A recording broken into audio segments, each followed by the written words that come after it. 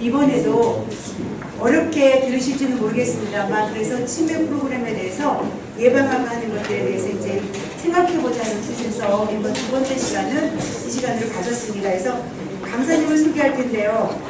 강사님은 가천기대학 간호학과를 졸업하셨고 지난해까지 부천 성모병원에서 수간호사로서 역임을 하셨습니다.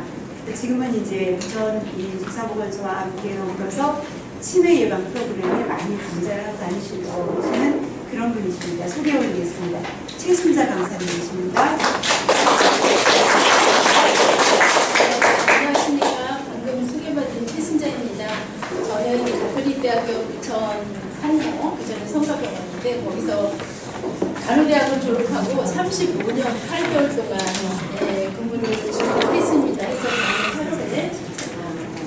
저는 해볼 거 다 해봤으니까 간호 과장까지 다 하고 이제 작년 8월에 퇴직을 했습니다. 그래서 이제 뭐 여러분들하고 만나서 이렇게 병원 다닐 때도 강의를 하고 다녔는데요. 여러 가지 봉사활동도 하고 이렇게 교육도 하고 집에서 그 병원에 다닐 때는 해야 될 일을 했지만은 지금은 하고 싶은 일을 하고 있습니다. 만나 뵙게 돼서 반갑습니다. 네, 우리 노래 작아서 우리가 요새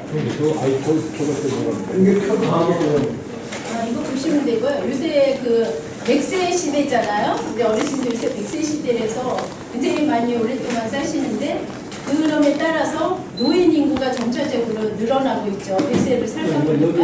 그래서 그 노인 인구가 늘어남에 따라서 치매 환자도 자동적으로 이렇게 늘어나고 있습니다. 그래서 우리나라가 굉장히 많이 고령화 사회로 많이 이렇게 빠른 추세를 보이고 있는데요. 이미 우리는 2002년도에 고령화 사회로 우리나라는 들어왔습니다. 그리고 나서 2012년도에 65세 노인 인구의 11.8%가 노인 인구가 돼서 그렇게 빠른 추세를 보이면서 2018년에는 전체 65세 인구의 14%를 넘어서 고령화 사회로 고령화 사회에서 고령 사회로 진입을 했습니다. 그래서 이런 추세로 가자 보면 2026년에는 20%를 넘어서 우리나라가 초고령 사회로 진입하게 됩니다. 그러면서 우리는 이제 그 노인들이 무병장수라고 했잖아요. 옛날에는. 근데 무병장수로 하는 분들은 어르신들 중에서 한 10%, 13% 정도뿐이 안 된대요. 그런데 이제는 유병장수라고 하잖아요. 그죠? 한 가지 질환 이상을 더 가지고 있으면서도 꼭 질환이 있다고 해서 일찍 돌아가시는 건 아니거든요. 오히려 또 그 질환을 관리하면서 오래 잘 사실 수가 있습니다. 그래서 우리 그 어르신들에게 오늘 같이 할 거는 치매인데요. 치매에 대해서 같이 알아보도록 하겠습니다. 그러면서 자연적으로 그 치매 환자도 늘어나게 되는 거죠. 그래서 우리가 그 치매에 대한 인식 조사를 하기 위해서 어르신들한테 그 설문조사를 했습니다. 우리가 보통은 호환, 마마보다도 무서운 게 암이라고 그랬잖아요. 그죠? 그래서 어르신들한테 그 치매 인식 조사를 하면서 우리가 이렇게 100세 인생 진짜 살아가면서 가장 두려워서 진짜 저런 질환에는 걸리고 싶지 않다. 그런 게 뭔가를 조사를 했는데 놀랍게도 암도 아니고 뇌졸중도 아니고 치매가 35% 이상을 차지해서 치매가 어르신들 중에 치매가 가장 걸리고 싶지 않다 이렇게 나왔습니다. 두 번째로는 25% 이상을 차지하는 뇌졸중이었고요. 그 무섭다는 암이 3위입니다.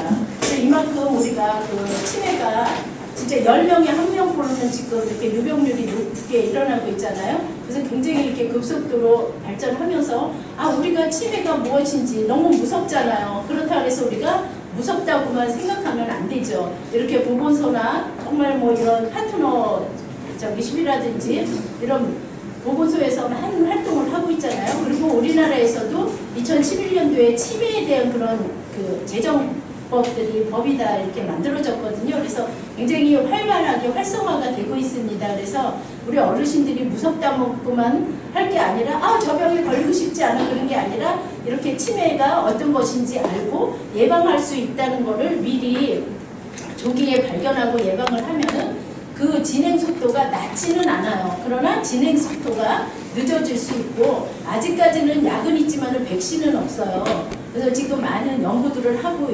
있으니까 아마도 그 백신들도 나올 것 같아요. 그래서 우리 어르신들이 이제 증상이 있거나 그러면 빨리 보건소라든지 그런 데를 찾아가서 또 여러 가지 사업들을 많이 하니까 예방할 수 있으리라고 생각이 됩니다. 아까처럼 우리 그 세계 노인 인구가 많이 급속도로 증가가 되고 있는데요. 보면 요 빨간 게 우리 한국이에요. 여기 2000년대에 들어서 아주 이렇게 급속도로 이렇게 노인 인구가 증가되는 걸 볼 수가 있는데 우리가 그래서 이렇게 이미 초고령화 사회로 빨리 진입이 됐어요. 이게 세계에서 가장 빨라요. 우리 한국이 18년뿐이 안 됐어요. 네, 이런 유럽의 독일이라든지 이런 영국 같은 데도 초고령화 사회에 진입하기에 45년 걸렸거든요. 그리고 프랑스 같은 데는 115년이나 걸렸어요. 근데 우리나라는 단 20년도 아니고 18년 만에 그렇게 급격히 인구가 증가가 됐고요. 우리가 장수마을 해갖고 일본 어르신들이 오래 사시잖아요. 그분들도 고령화 사회에 진입하기 위해서는 25년이나 걸렸어요. 네, 이렇게 보면 우리나라가 굉장히 빨리 되는 걸 볼 수 있죠. 그런 거로 인해서 이렇게 만성질환들을 한두 개를 갖고 있다 보니까 여러 가지 그런 치매의 원인이 되는 그런 질환들을 갖고 있으면서 치매도 인구가 증가함에 따라서 우리나라도 치매 환자 수가 늘어나게 됩니다. 그래서 2011년도에는 65세 이상 인구수가 553만 정도 됐어요. 거기에서 치매 노인이 52만 정도. 그래서 치매 유병률이 9.8%. 11년에 벌써 그러면서 점점 해서 이렇게 10%가 넘는 게 볼 수가 있죠. 이렇게 치매 인구가 증가가 됩니다. 그러면서 왜 전에는 우리나라에 충효 사상이 있었잖아요. 그래서 이렇게 부모님은 내가 모시고 그래서 여러 가족들이 함께 살기 때문에 남편이 못 보면 자식들이 아들이나 딸들이 이렇게 돌봐줄 수가 있었는데 지금은 어떻게 해요? 핵가족화 시대가 됐잖아요. 그래서 서로 따로 떨어져서 살고 그리고 맞벌이들 이런 것들을 하다 보니까 치매 환자가 있어도 집에서 돌볼 수 있는 여력들이 안 되는 거예요. 그래서 뭐 노인센터에 맡긴다던가 아니면 요양원에 가셔야 될 상황에 기관에 맡겨야 될 상황이 되거든요. 네, 그러다 보니까 환자는 물론이고 가족들도 굉장히 소진이 되고 정신적, 신체적으로 굉장히 많은 부담을 갖게 되죠. 그리고 기관에 맡기다 보니까 요새 치매에 대한 등급이 있잖아요. 그렇게 하면서 사회적으로도 굉장히 부담이 되고 있습니다. 그래서 2002년도에 보면은 그러니까 치매인데도 치료를 안 받은 사람 말고요. 병원에서 치료를 받은 사람들이 48,000명이었어요. 그런데 2009년도에는 21만 6천명, 4.5배 정도가 증가가 됐고요. 이에 따라서 총 진료비도 2002년에는 560억 원 정도 됐던 게 2009년에는 6,200여 원 정도로 11배나 증가가 됐습니다. 이게 줄어들지 않고 앞으로도 계속 증가가 된다는 거죠. 이렇게 어린 환자, 치매 환자 수는 이렇게 2012년에 52만이던 게 계속해서 2030년도 되면은 110만 명을 육박한다는 거죠. 예, 이렇게 자꾸 치매 환자가 늘어나는 것을 볼 수가 있습니다. 그럼 우리가 이렇게 치매라는 건 뭐냐? 치매 하는데 이렇게 후천적으로 발생하는 거거든요. 치매란. 그래서 후천적으로 발생한 인지 기능의 장애로서 우리가 일생생활의 어떤 작업 활동이라든지 아니면 회사라든지 직장생활, 즉 사회생활에 지장이 있는 경우예요. 그러니까 또 심해지면은 사회생활을 제대로 할 수 없는 경우를 얘기하는데 우리가 여기서 말하는 인지 기능이라는 거는 뇌의 여러 가지 그런 질적 활동을 얘기하는 거거든요. 그래서 무엇을 집중을 한다거나 방향 감각이라든가 시간 감각 이런 것들이 있는 것, 또 언어 능력이라든지 기억력, 숫자를 계산한다든지 어떤 사물을 판단하고 또 이해하고 그 사물을 보고 표현하는 그런 능력들이 떨어지는 것을 얘기합니다. 그래서 이렇게 치매를 보면 기억장애가 제일 쉽게 빨리 오거든요. 그래서 기억장애를 하다 보면 이제 잘 알 수 없게 그게 기억력이 이제 점점 심해지면 기억장애가 오게 되고요. 인지기능 좀 전에 얘기한 것처럼 숫자 개념이라든지 시간 개념이라든지 말을 내가 표현하고 이런 능력들이 점점 없어지면 인지기능 장애가 오면서 조금 어느 정도 됐을 때는 경도인지 장애가 되는 거고요. 이게 더 이제 상태가 심해지면 치매까지 진단을 받게 됩니다. 우리가 보통 그 기억장애 없으면 아우 치매인가 쉽게 말씀하시잖아요. 그죠? 저도 얼마나 건망증이 시간이 없는지 병원의 간호사들은 유니폼을 입잖아요. 그 유니폼을 맨날 잊어버리고 가는 거예요. 그래서 이제 저는 주중에 유니폼을 미리 갖다 놓거든요. 여벌이 있어서. 근데 그것도 맨날 까먹고 가서 그 현관 옆에다 놔도 까먹고 뭐 이래서 그 손잡이에다가 걸어놨어요. 제가 머리를 써가지고. 근데 그 손잡이에 있는 것도 안 가져가고 그걸 열고 그냥 제가 나가는 거예요. 그런 정도로 했는데 그렇다고 해서 다 기억력이 없다고 해서 다 치매는 아니에요. 여기서 말씀드리는 건망증하고 인지기능장애에서 말씀을 드리는데 지금 인지기능장애라는 것은 치매를 말씀드리는 겁니다. 예, 그래서 건망증이라는 것은 옛 친구의 이름이 갑자기 기억이 안 나요. 옛날 친구. 그러다가 나중에 이제 생각이 나고 저 친구 이름이 뭐지? 이러다가 나중에 생각이 나는데 인지기능장애 즉 치매는 아주 가까운 사람이나 가족들 이름이 기억이 안 나요. 그래서 왜 심해지면 뭐 아드님들도 자기 아들이 누군지 며느리도 알아보지 못한다는 거 쉽게도 들으시죠? 예, 그래서 저 아시는 분도 치매가 심한데 며느리가 가서 맨날 이렇게 돌봐드리고 그랬거든요. 그랬더니 너무 고마운 거예요. 근데 며느리를 잘 알아보지 못하고 아주머니는 너무 복게도 생기셨다고 이렇게 좋은 일을 해서 정말로 복 받겠다고 너무 서글픈 거죠. 며느리를 이제 알아보지 못하고 이제 그러는 경우가 있어요. 그리고 자식들도 다 못 알아보고 그래도 큰아들들은 많이 알아보더라고요. 최후에까지 많이들 알아보는데 결국은 이제 심해지면 아들조차도 이제 알아보지가 못합니다. 그리고 건망증은 예전에 잘 알고 있던 내용들이 기억이 나지 않는 거예요. 근데 그 치매는 얼마 전까지 매일 하던 일 그 내용이 전혀 기억이 안 나는 거예요. 그리고 건망증은 물건을 어디다 뒀는지 깜빡 잊어버려요. 깜빡 잊어버렸다 나중에 찾는데 인지기능 장애는 물건을 제 위치에다가 놔두고서도 못 찾는 거예요. 예, 이런 차이점이 있고요. 그리고 건망증은 약속을 하고도 깜빡 잊는 경우가 있는데 인지기능장애 즉 치매는 약속을 하고 나서도 약속한 사실조차를 기억을 못하는 거예요. 그래서 왜 그런 거 있잖아요. 어느 분이 어머니가 딸 결혼식이라서 미장원에 갔는데 미장원에 가서 막 이쁘게 머리 모양을 했어요. 그런데 내가 이걸 왜 하지? 오늘 무슨 날이지? 이렇게 딸 결혼식조차도 잊어버리는 경우가 있습니다. 그리고 건망증은 물건을 사러 갔다가 몇 가지는 잊어버려요. 내가 사과도 사고 배추무 또 저 크리넥스도 사야지. 그리고 내가 이렇게 갔는데 몇 가지는 빼먹고 그런 경우 많잖아요. 그죠? 그렇다고 해서 그건 다 치매가 아니에요. 건망증이거든요. 그런데 인지기능 장애는 물건을 내가 사러 갔어요. 근데 내가 왜 왔는지 몰라요. 예, 그럴 경우에는 그런 인지기능 장애라고 생각할 수가 있습니다. 그래서 좀 더 쉽게 말씀드리면 자동차 키가 어디 있는지 몰라요. 자동차 키를 막 어디다 둔지 몰라서 찾는 거는 건망증이에요. 근데 자동차 키를 갖고도 이게 어디다 쓰는 물건인지 몰라요. 그러면 이거는 인지기능 장애 치매라고 볼 수 있습니다. 그리고 여기 남자 어르신들이 많은데 소변을 볼 때 소변을 보시고 지퍼를 안 올렸어요. 그거는 건망증이에요. 예, 그런데 지퍼를 내리지 않고 소변을 보시면 그거는 인지기능 장애라고 볼 수 있습니다. 다음에는 치매의 종류인데요.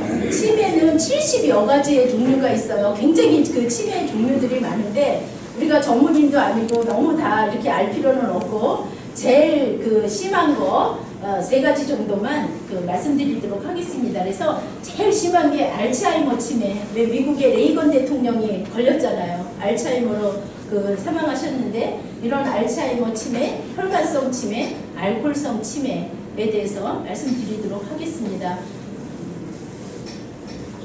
우선 그 알츠하이머는요. 독일에 1907년에 독일의 의사 아로이스 알츠하이머라는 사람에 의해서 기술이 됐어요. 그래서 치매 중에서 알츠하이머가 제일 많습니다. 70%를 차지하고요.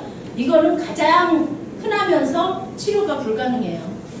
서서히 하면서 그리고 기억력이라든지 사고 어떤 행동을 한다든지 어떤 거를 생각한다든지 그런 것들을 초래하는 뇌세포가 점점 죽어서 일어나는 퇴행성 병변입니다. 그래서 이렇게 보면은 이게 정상적인 뇌 구조예요. 호두알을 생각하시면 돼요. 호두 싱싱한 호두는 아주 조밀조밀하고 굉장히 이렇잖아요. 꼭 호두처럼 생겼어요. 제가 그 신규 간호사 때부터 수술실 간호사 출신이에요. TV에서 수술할 때 막 안에 들어가 있는 사람 있죠. 그래서 저는 여기도 우리 저희 부천 성모병원이 신경외과가 굉장히 유명하잖아요. 여러 번 두개골을 떼어서 수술을 했던 사람이에요. 제가 똑같이 생겼습니다. 이렇게 호두 알처럼 이렇게 정말 이렇게 잘 되었는데 알츠하이머 병에 걸리면 이렇게 거기 밑에가 이렇게 흐물흐물하고 이렇게 엷어진 거를 볼 수가 있어요. 그렇게 이 겉부분에 이런 피질이 위축돼서 손상된 거를 알 수가 있습니다. 그래서 우리가 생각한다든지 그런 인지 기능이 떨어지는 거예요. 그래서 이분은 그래서 그 알츠하이머 환자의 그 뇌 전반에 걸쳐서 이렇게 그 뇌를 보면 정상인들은 이렇게 신경세포들이 우물조밀하게 그냥 봐도 실하고 튼튼하게 돼 있잖아요. 그런데 알츠하이머 환자는 뇌 전반이 위축이 되고 이런 신경세포가 아주 현저하게 감소되어 있는 거 볼 수 있죠. 똑같은 범위를 찍었는데 알츠하이머 이게 그 우리 MRI 찍잖아요. 정상인 뇌 조직이에요. 이거는 진짜 정상적으로 살아있어서 아주 정상적인 살아있는 건강하게 보이는 뇌고요. 이 옆에는 뇌경색증 있잖아요. 혈관에 그 핏덩어리 같은 게 이렇게 막혀서 일어나는 그런 뇌경색증 환자의 MRI 뇌 영상이거든요. 요거는 56세의 남자의 뇌인데요. 오른쪽 요쪽에 측두 옆쪽에 손상돼 갖고 이렇게 뇌 조직이 까맣게 보여야 되는데 흰색으로 보이는 걸 알 수 있죠. 그리고 요 밑에는 78세 된 치매 여성 환자의 MRI 그 뇌 영상이에요. 근데 이거는 전체가 다 이렇게 위축이 돼 갖고 이것처럼 정상적으로 실하지가 않고 이렇게 마른 호두알처럼 왜 오래되면 푸석푸석한 것처럼 뇌가 이렇게 되고 있고 가운데도 이렇게 뇌 조직이 뇌실인데요. 이게 넓어져서 여긴 이렇게 좁게 돼 있잖아요. 이건 넓게 이렇게 펴져 있는 거를 볼 수 있어요. 이렇게 뇌의 그 전체 그 뇌 조직이 줄어들면서 위축되어 있는 거를 볼 수가 있습니다. 이렇게 알츠하이머는 서서히 발병이 되고 진행이 됩니다. 그리고 시간이 흐를수록 악화되고요. 일단 발병이 됐다 하면 회복이 될 수는 없습니다. 그리고 65세 연령에서 많이 발생이 되고 남성보다는 여자가 더 많이 걸릴 수 있다고 합니다. 그리고 이거는 가족력이 좀 있는데요. 그렇지 않은 사람보다 4배 정도. 그러니까 자기 집안에 알츠하이머로 누가 돌아가셨다든지 알츠하이머 있으면 그 사람은 정상인 없는 가정에 비해서 4배 정도 높다고 합니다. 이렇게 그 옆에 환자 보면은 이분이 51세 때 1901년도에 그 알츠하이머 최초의 여성인데요. 이걸 이제 진단을 받은 사람이에요. 그래서 이 사람이 죽음으로 인해서 이 뇌를 갖다가 연구를 해갖고 많이 발전이 됐는데요. 5년뿐이 못 살고 돌아가셨어요. 그죠? 1906년도에 사망이 됐는데 이렇게 그 검사를 이렇게 조직을 검사를 하다 보고 또 그 수녀원에서 수녀님들이 그 옛날에 많이 기증을 해서 많이 그 알츠하이머 연구하는 데 많이 도움이 됐다고 합니다. 그래서 그 알츠하이머 병으로다가 사망한 환자들을 그 뇌 검사를 해봤더니 이렇게 아밀로이드라는 단백질이 있거든요. 이게 침착이 돼 있고 그런 노인반이 있고 신경섬유가 아까처럼 이렇게 변화되는 것을 볼 수가 있습니다. 두 번째로 혈관성 치매인데요. 이거는 제일 많은 게 뭐라고 그랬어요? 알츠하이머였죠. 70% 이상을 차지한다고 그랬고요.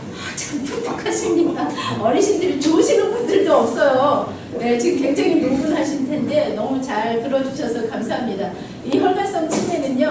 두 번째로 흔하고 서양보다는 우리나라 같은 동양에 흔하다고 봅니다. 그리고 이런 거 원인은 뇌졸중이 반복돼서 왜 뇌졸중 한번 이렇게 일어났는데 괜찮았다고 그 다음에 또 뇌졸중 일으키고 그러는 분들 있잖아요. 뇌졸중을 반복돼서 생긴다든지 이렇게 혈관이 뇌경색인데 이렇게 혈전이 이렇게 혈관을 막는 경우, 이렇게 막아서 혈관이 이렇게 좁아졌을 때 그럴 때도 원인이 됩니다. 그리고 혈관성 치매는 갑자기 시작이 되고 또 상태가 악화되거나 호전되는 특징이 있어요. 이게 알츠하이머보다는 차이가 납니다. 조금 이따 이렇게 원인을 알려드릴 텐데, 그리고 중풍을 낳고 나서 갑자기 이상해진 경우입니다. 이거는 우리 뇌의 그 전체 혈관들의 분포들을 사진 찍어 놓은 거예요. 그래서 그 혈관성 치매가 되면 이런 그 중풍이라든가 그런 것들이 원인이 많다고 그랬잖아요. 그래서 초기부터 한쪽이 마비가 된다든지 발음을 제대로 잘 하지 못하고 한다든지 말씀을 조금 어눌하게 중풍 환자처럼 그렇게 한다든지 잘 걸을 수가 없는 거예요. 그리고 시야가 잘 좁아지고 그러다 보니까 자꾸 넘어지게 되죠. 그러면서 소변도 제대로 내가 보고 싶을 때 보는 게 아니라 실금, 자꾸 이렇게 실해를 하는 경우, 그런 증상들을 동반을 할 수가 있고요. 일단 발병하면 어느 것이든지 완치될 수는 없지만 초기에 우리가 진단을 받으면 진단을 받아서 적절하게 치료를 하면 악화되는 것을 막을 수 있습니다. 즉 뭐냐면 위험인자가 뚱뚱하다든지 혈압이 높다든지 당뇨, 심장질환, 뇌졸중 이런 것들이 다 혈관이 좁아지잖아요. 예, 그런 거라든지 이런 말초혈관 질환이라든지 고지혈증 이런 만성 질환들이 이렇게 위험인자가 됩니다. 그래서 우리가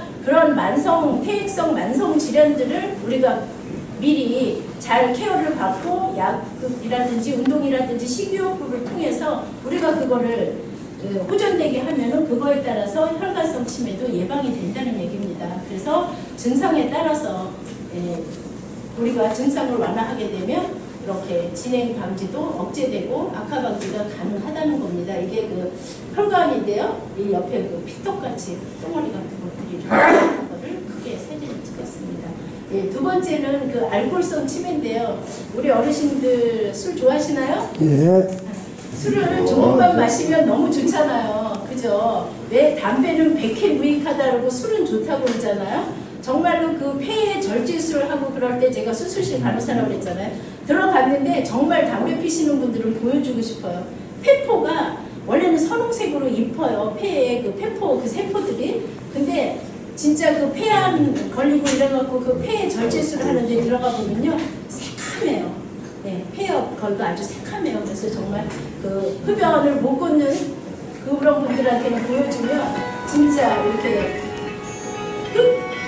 그럴 것 같아요. 이렇게 알코올은 이 담배는 진짜 피면은 백해 무익하지만 술은 조금만 마시면 혈액순환도 좋아지고 또 그 위산하고 인슐린 분비가 촉진돼서 아주 식욕도 좋아지고 소화에도 도움을 줍니다. 그리고 우리 그 웃음 치료하고 뭐 하면 도파민 같은 거, 세로토닌 같은 거 많이 나온다고 했잖아요. 이런 도파민이라는 뇌의 그런 신경절제 물질이 분비되기 때문에 아주 기분도 좋아져요. 그렇다고 해서 술을 계속 마시라는 건 아니거든요. 그런데 적당히만 조금씩 마시면 진짜 혈액순환도 되고 좋은데 이게 그 과음하거나 장기간 남용을 하게 되면 문제를 일으킵니다. 그래서 필름이 끊긴다고 하잖아요. 내가 무슨 말을 했는지 무슨 행동을 했는지 기억할 수가 없어요. 이는 알코올이 뇌에 손상을 주기 때문이에요. 그래서 주인이 이제 먹으면 더 이상은 안 됩니다. 치매도 올 수 있습니다. 좀 자제해 주십시오. 이렇게 하라고 필름이 끊기는 그런 현상을 주는데 그렇게 안 하잖아요. 술 좋아하시는 분은. 필름이 끊기게 먹었다는 걸 너무 자랑스럽게 얘기하시는 분들입니다. 그런데 이런 것들을 무시하고 계속 드시게 되면 뇌 구조의 위축이 되면서 혈관성 치매로 진행이 될 수도 있습니다. 그래서 알코올성 치매는 알코올 자체도 독성까지 가지고 있기 때문에 굉장히 그 뇌의 영양 실조로 인해서 발생이 됩니다. 그래서 그 노인성 치매는 심한 그 기억 상실 그 증세를 보이게 되는데요. 그래서 바로 전날에 한 일도 기억이 없을 만큼 알코올성 치매는 기억력이 견고하게 떨어집니다. 그래서 우리가 그 치매의 종류 70여 가지 정도 되는데 제일 많이 걸리는 알츠하이머 치매하고 혈관성 치매, 그리고 조금 드물긴 하지만 알코올 치매에 대해서 했습니다. 그러면 이런 치매가 어떤 증상이 있냐? 제일 많이 나타나는 게 기억력 장애라고 그랬잖아요. 그래서 사람의 이름 누군지 전화번호가 어떤지를 기억하지 못해요. 그리고 며칠 전에 들은 이야기를 잊어버려서 같은 질문을 반복해요. 밥을 먹었는데도 밥이 먹었는지 기억을 못하는 거예요. 그래서 막 그러잖아요. TV에 이런 데 치매 나오면 며느리나 뭐 이때 아우 저녁 내 밥도 안 준다고 드셨는데도 밥도 안 준다고 막 그러시는 분들이 기억이 좀 없는 거예요. 그리고 어떤 일을 해놓고도 잊어버리는 거예요. 옆에 그림처럼 가스불에다가 남비 올려놨는데 뭘 올려놓은지를 모르고 나중에 막 타고 보니까 아 참 그때서야 이제 그 하는 거. 그리고 물건을 잘 챙기지를 못하는 거예요. 그래서 이런 지갑 같은 것도 어디 있는지 몰라서 서랍 이런 데 막 찾게 되죠. 그리고 이 남비도 뭐예요? 의자 위에다 올려놓고서 어디다 놨는지 막 헤매는 그런 증상이 있고요. 두 번째로는 언어장애가 있어요. 그래서 어떤 말을 내가 표현하고 싶은데도 그게 잘 떠오르지 않고 물건 이름이 생각이 나고 생각이 잘 안 나요. 그리고 남의 이렇게 말을 해도 그거 이해를 잘 못해요. 책이나 이런 걸 읽어도 자꾸 이해를 못하니까 반복해서 읽은 거 또 읽고 읽은 거 또 읽고 이렇게 되거든요. 예, 그래서 이렇게 내가 탁자 위에 이렇게 있는 사과를 깎아서 먹어야지 이렇게 어르신이 생각하고 있어요. 네, 저 사과를 깎아서 먹어야지. 근데 그게 생각이 안 나니까 아 그거 저기 있는 거 거시기 먹고 싶어요. 이렇게 되는 거예요. 사과가 생각이 안 나요. 네, 사과가 생각이 안 나서 거시기에 있는 거 거시기 먹고 싶다. 이제 그렇게 이제 나오죠. 그리고 방향 감각도 상실이 돼서 길을 헤매서 자기네 내내 가던 그 골목 아파트 라인을 못 가고 옆에 가가지고 문이 잠겨서 계속 앉아있다든지 잘 타고 다니는 그 버스길도 제대로 모르는 경우, 집을 몰라서 찾아 헤매는 경우가 있습니다. 그래서 아까 그 파트너십 거기에서도 길 몰라서 헤매고 이런 사람들한테 우리 어르신들이 도움을 주라고 아까 신청서를 쓰고 있는데 다 그런 이유 때문입니다. 그리고 계산, 거스름돈이라든가 계산 같은 걸 잘 할 수가 없고요. 판단력 장애가 옵니다. 그래서 이런 그 냉장고에 넣지 말라는 거. 요새 뭐 휴대폰 같은 거 너무 저기 작잖아요. 그것도 냉장고에 넣으면 안 되는데 냉장고에 이렇게 넣는 경우도 있어요. 그런 것들. 또 응급 상황이 있을 때 혼자 대처하지 못하는 것들이 있습니다. 그리고 성격이 변화가 돼요. 아주 그전에는 사교적이고 너무너무 좋았었는데 외출하기를 싫어해요. 점점 소외되고 집에만 있으려고 하고요.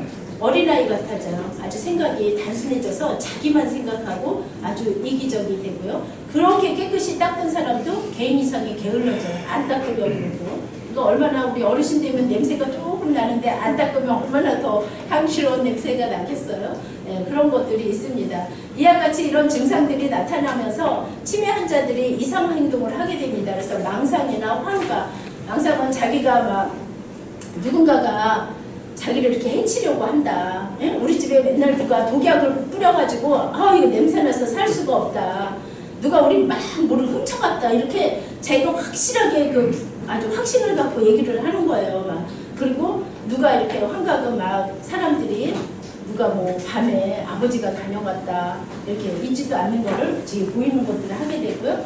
우울하게 되고 아주 이렇게 조바심을 내면서 불안하게 됩니다. 그리고 무감동이 되고 무의지, 별로 이렇게 하고자 하는 그런 의욕이 없어요. 적극성. 그리고 얌전하던 사람이 공격성이 되고 쉽게 화를 내게 됩니다. 그리고 아까처럼 반복적인 행동을 많이 하게 돼요. 그래서 보면 이제 저희 그 친구인데 친구 그 어머니가 시어머니인데 칼국수를 며느리가 굉장히 좋아해서요. 해마다 이렇게 칼국수를 많이 해주셨대요. 매일매일. 근데 그분이 어르신이 치매로 92세에 돌아가셨거든요. 그분은 맨날 이렇게 얘기하는 거예요. 이렇게. 뭐냐면 반죽하는 거. 밀가루 반죽. 하는데 이 다리에다가 계속 이렇게 치는 거예요. 무릎에다가 이렇게. 그러니 이게 얼마나 아프겠어요, 손. 근데 그 할머니는 며느리 그거 칼국수를 해주겠다고 밀가루 반죽을 하면서 이렇게 치는 거예요. 네, 그렇게 계속 반복적인 행동을 한다든지 또 제가 이걸 이제 그 치매 공부를 하면서 데이케어 센터에 거기 이제 실습 나가거든요. 가보면 어떤 어르신은 계단을 그렇게 계속 쳐요. 계단에 난간 있잖아요. 그걸 이렇게 계속 치는 사람이 있고 또 포악한 어르신들은 얌전한 치매도 있는데 포악한 어르신들은 거 가는 어르신들이 발을 걸어갖고 계속 넘어뜨려요. 그래갖고 뭐 싸우고 뭐 난리가 난 거예요. 그냥 가만히 있다가 발을 걸어요. 멍청 있다가. 예, 그런 분들이 있고 또 낮에 자고 밤에 자제하는 분들. 그리고 식습관에 변화가 있어서 밥을 안 먹는다든지 아니면 이렇게 확 물고 있다든지 아니면 여러 가지 반찬이 있는데도 한 가지만 계속 먹는 분들이 있습니다. 이런 그 증상들이 있기 때문에 우리 어르신들이 이렇게 주변에 이런 분들이 있으면 이런 분들이 있다고 해서 다 치매는 아닙니다. 네, 네, 아까 그 건망증하고 구별이 됐지만 이렇게 치매의 진단을 하기 위해서는 문진하는 것도 있고 혹시 그 문진하셨나요? 아니요. 이런 인지기능 같은 그런 문진 검사도 있어요. 그래가지고 뭐 오늘은 몇 월 며칠인지 그리고 옛날에 뭐 비행기, 연필 뭐 이런 것들을 기억해서 쓰게 하는 거 100에서 7을 빼면 얼마 이렇게 하면서 그런 그 간단한 그 종이로 우리가 할 수 있는 그런 검사들도 많고 또 바텔 인덱스라는 도구를 사용해갖고 활동하는 것도 많습니다. 그리고 우울증도 아까 그 치매의 원인이 된다고 그랬잖아요. 그래서 우울증 척도 검사하는 것도 있습니다. 그래서 꼭 거기에서 이상이 있다고 해서 우리가 치매는 아니고 이런 환자들이 있으면 CT나 MRI를 찍고 또 치매에 관계된 혈액 검사를 해가지고 뇌척수혈이라든가 뇌파 검사 이런 것들을 해서 정확하게 치매라는 것을 판단을 하게 됩니다. 그래서 너무 이렇게 무서워서 조금 아까 같은 증상이 있어도 아 이게 치매인가 이렇게 생각할 필요는 없습니다. 우리가 그 나이를 먹음에 따라서 기억력이 감퇴되고 뇌세포가 감소가 되잖아요. 그래서 기억력이 없고 해야 되는 건 정상인들도 마찬가지예요. 나이가 들에 따라서 어쩔 수가 없는 거거든요. 네, 그래서 이런 검사 같은 걸 해서 진단을 하시는 게 좋습니다. 그래서 우리가 그 치매 예방 방법은 어느 그 교수님이 이거를 만들어줬다는데 너무 좋아서 아 치매 예방은 이렇게 해라 저렇게 해라 이렇게 여러 가지 첫 번째는 뭐 담배를 피우시면 안 된다 이렇게 여러 가지 많이 있지만은 이게 제일 좋은 것 같아서 제가 강의할 때마다 쓰는데요. 진인사 대천명이라고 해요. 따라해볼까요? 진인사 대천명. 예, 뭐냐면 진땀나게 운동하고 운동마다 진짜 좋아하십니다. 그런데 우리 어르신들 막 뛰거나 뭐 이런 거 격한 운동을 하실 수 없잖아요. 그러니까 걷는 운동이 제일 좋다고 합니다. 우리가 이렇게 걸을 때는 척추가 위에서 아래로 내려오잖아요. 그래서 이렇게 걸으시고 걷는 것도 너무 심하게 걷지 마시고 등에 땀이 흐를 정도로 예 그렇게 흘러주시면 돼서 운동이 굉장히 좋습니다. 그래서 운동을 해주시고 인정사정 없이 담배 끊고 아까 내가 담배는 백해 무익하다고 그랬잖아요. 차라리 술 조금 드시는 게 낫다 그랬는데 인정사정 없이 담배 끊고 사회활동 열심히 하시고 우리 어르신들 뭐 저처럼 이렇게 은퇴하셨거나 뭐 이런 분들은 이렇게 봉사한다든지 또 이런 모임들을 가져서 사회활동을 열심히 해주시면 되겠고요. 그리고 대내활동을 열심히 하라. 그래서 뭐 글씨를 쓴다든지 이게 참 좋대요. 이쪽에 미술 같은 거 이렇게 그렇게 하는 거 이런 것들이 이거 뇌세포를 자꾸 활성화시키기 때문에 손끝 이런 운동이 좋다고 합니다. 그래서 어느 어르신들이 뭐 그러잖아요. 아 화토가 좋나요? 고돌이가 손운동을 하는데 그래서 근데 그거는요. 대개는 화토할 적에 그냥 하진 않는데요. 돈 내기 하고 막 이러다 보니까 스트레스를 받는데 누가 따고 뭐하고 하다 보니까 그래서 손운동하는 건 좋지만 머리로 해서 신경 내고 스트레스를 받고 이러기 때문에 별로 그다지 추천할 만한 거는 못 된다고 합니다. 예, 그리고 아까 술을 조금만 마시라고 그랬죠. 천박하게 술 마시지 말고 아까 필름이 끊일 정도로 인사불성으로 마시지 말라는 것입니다. 그래서 아주 술은 정말 분위기 좋을 때 한 잔 정도, 소주 한 잔 정도, 맥주 한 잔 정도 이런 정도가 좋을 것 같습니다. 그리고 명이 긴 식사를 하자. 웰빙 음식을 먹으라는 거거든요. 이거를 무조건 진땀나게 운동하고 인정사정 없이 담배 끊고 이런다는 게 아니라 아까 얘기했잖아요. 혈관성 치매, 우리 만성질환들, 고혈압이든지 당뇨, 고지혈증 이런 것들을 약이나 운동요법으로 교정을 하면서 그렇게 하라는 겁니다. 예, 그래서 아까 그 치매에 좋은 음식이 있었잖아요. 여러분들 뭐 TV에도 많이 나오고 뭐 청기누설, 뭐 엄지의 재앙 뭐 너무 많더라고요. TV 위에 보면은 못 먹을 음식이 없어. 어떤 거를 어떻게 먹어야 될지 모를 정도로 좋은 음식들이 많이 나옵니다. 그래서 그런데 여기서 이제 치매 음식을 아주 좋은 거를 하면 잡곡밥 다 아시죠? 현미 다들 드시죠? 예, 현미라든지 메밀 이런 잡곡에는 비타민 B1이 풍부하기 때문에 내 에너지에 그 도움이 되는 포도당 생성을 촉진해 줍니다. 그리고 견과류, 땅콩, 호두잣 여기에는 비타민 E가 아주 풍부하기 때문에 혈전이라든지 고지혈증 개선에 도움을 준다고 합니다. 그래서 따라서 뇌졸중 예방에 도움이 되고요. 뇌졸중 예방에 도움이 되니까 혈관성 치매라든지 그런 진행을 막아줄 수 있는 효과가 있습니다. 그리고 또 카레도 굉장히 좋다고 그러잖아요. 카레의 그 강황 있잖아요. 노르는 거. 예, 강황이라는 그 분말에는 프루크민 색소가 있어서 우리가 몸속에 산화되는 것을 방지하고 또 염증을 감소시켜서 치매 진행을 지연시키는 데 효과가 있다고 합니다.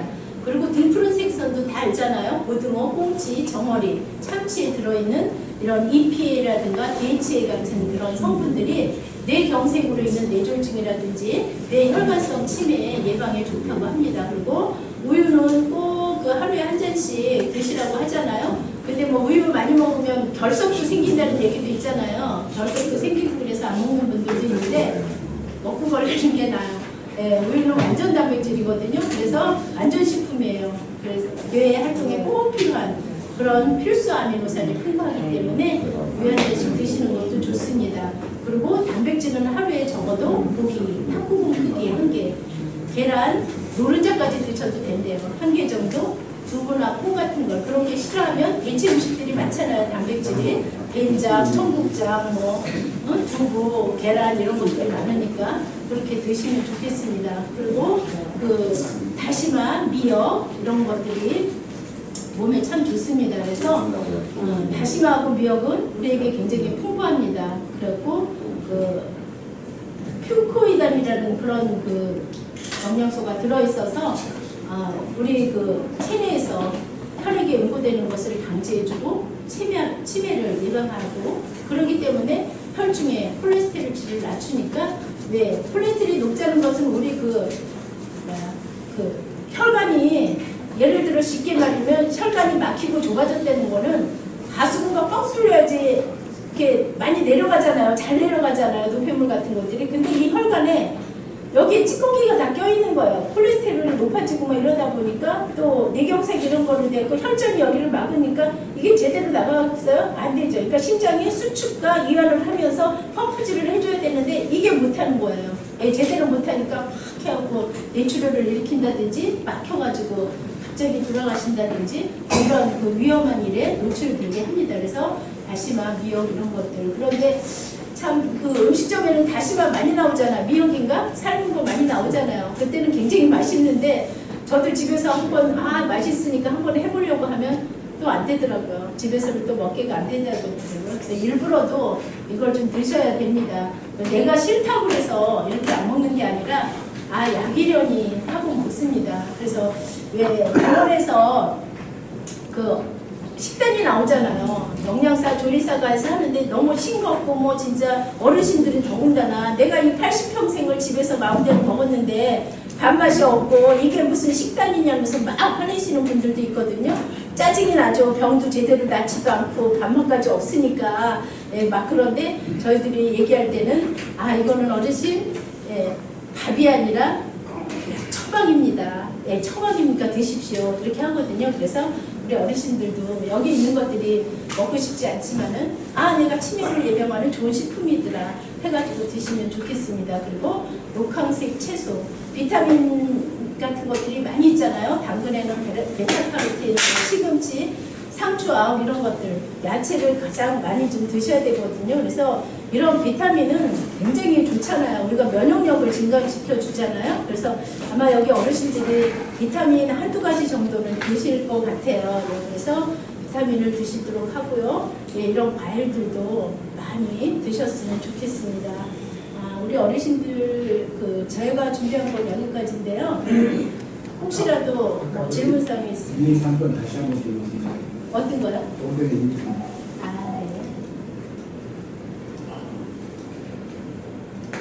작곡박이야.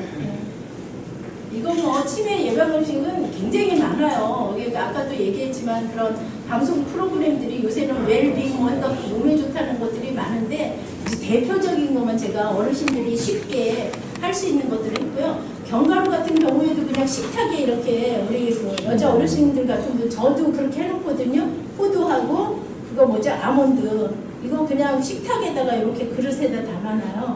그러면 이렇게 그냥 누구든지 지나다니면서 한두 개씩 먹을 수 있게 그러면 뇌 활동도 좋아지고 굉장히 좋다고 합니다. 그래서 우리 어르신들이 쉽게 드실 수 있는 것들만 쉽게 눈높이에 맞춰서 제가 뽑아왔습니다. 아까 저 진인사 대천령 중에 대뇌 활동을 열심히 하고 네. 그게 대내 활동은 대내도 머리 쓰는 거. 그러니까 그러니까 우리가 그림을 그린다. 예, 좋습니다. 예, 책을 읽는데 책을 이렇게 글씨를 쓰는 것보다는 읽는 게 더 좋대요. 예, 읽는다든지 예, 이렇게 머리를 쓰는 운동. 머리를 쓰는 운동. 그래서 이렇게 그림을 그린다든지 이렇게 그림 그리는 게 굉장히 좋대요. 이 손가락 운동이잖아요. 말초 혈관 같은 걸 하시는 이런 운동 같은 게 굉장히 좋다고 합니다. 혹시 질문사항 없으시면 우리 어르신들 보니까 제가 사실은 뭐 어르신들 그냥 강의라면 듣고 이렇게 몰랐거든요. 근데 정말 이렇게 좋은 일을 하시고 어르신들이 또 어르신들을 위한 그런 자원봉사를 하고 그래서 너무나 보기 좋고 예, 굉장히 고무적인 일이라고 생각합니다. 그래서 우리 어르신들이 건강해야 또 자원봉사도 할 수 있잖아요. 그죠? 그래서 건강관리 잘 하시고 날마다 즐겁고 행복한 일만 가득하시기를 바라겠습니다.